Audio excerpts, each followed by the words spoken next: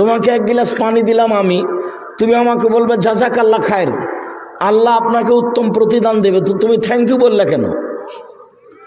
Thank you বললে কেন? তা বলবে কেন? হিন্দু যদি এক গিলাস পানি দেয় তাহলে তুমি থ্যাংক ইউ বলিও। মোবাইলে রিং হচ্ছে, তুমি যদি চিনতে পারো হিন্দু তাহলে বলবে ধন্যবাদ, আর যদি চিনতে না পারো, হিন্দু হোক, মুসলিম হোক, ডোম হোক, চামার হোক, মেথর হোক, যে হোক না কেন, বলবে আসসালামু আলাইকুম। হ্যালো বললে কেন? হ্যালো বলে তো কুকুরকে ডাকে, হ্যালো বলে তো কুকুরকে ডাকে।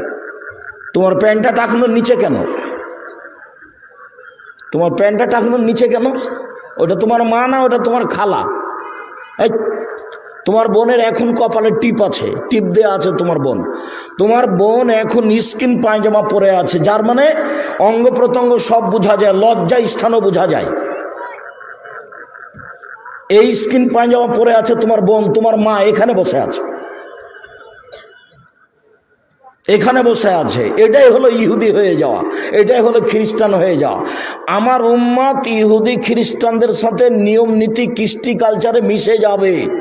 ডান পায়ের জুতা যেমন বাম পায়ের সমান, মানে সমান সমান মিশে যাবে।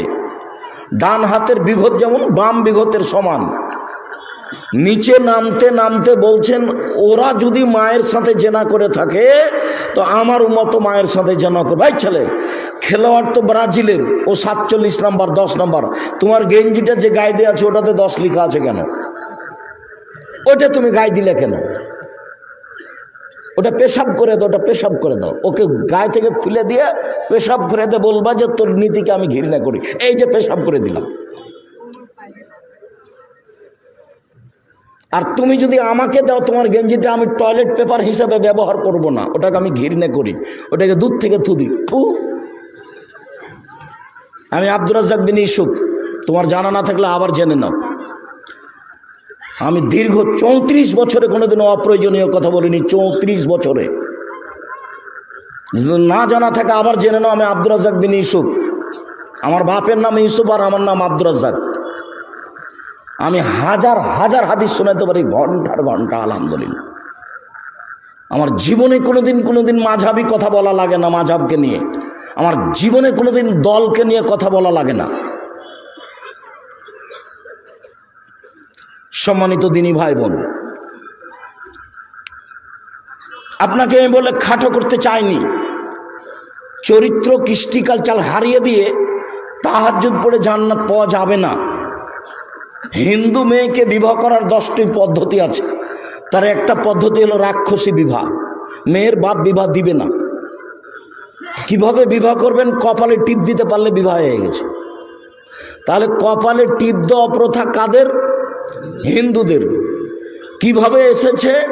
বিবাহ দিবে না ওর বাপ, তখনও কি করবে? বিবাহ করবে। তো কি করতে পারলে বিবাহ হয়ে যাবে? কপালে টিপ দিতে পারলে বিবাহ হয়ে যাবে। সেই টিপ আমার মেয়ের মাথায় কেন, কপালে কেন?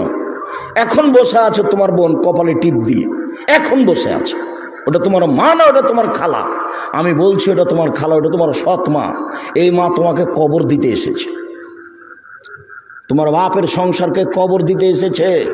তোমার এই মায়ের নাম হলো হস্তিনী মা। তোমার বাপের একে তালাক দিয়ে দেওয়া উচিত। আমি তালাক দিতে আদেশ করিনি, তবে আমার পরামর্শ থাকলো, তোমার এই মাকে তোমার বাপের তালাক দিয়ে দেওয়া উচিত, তবে আমি তালাক দিতে আদেশ করিনি।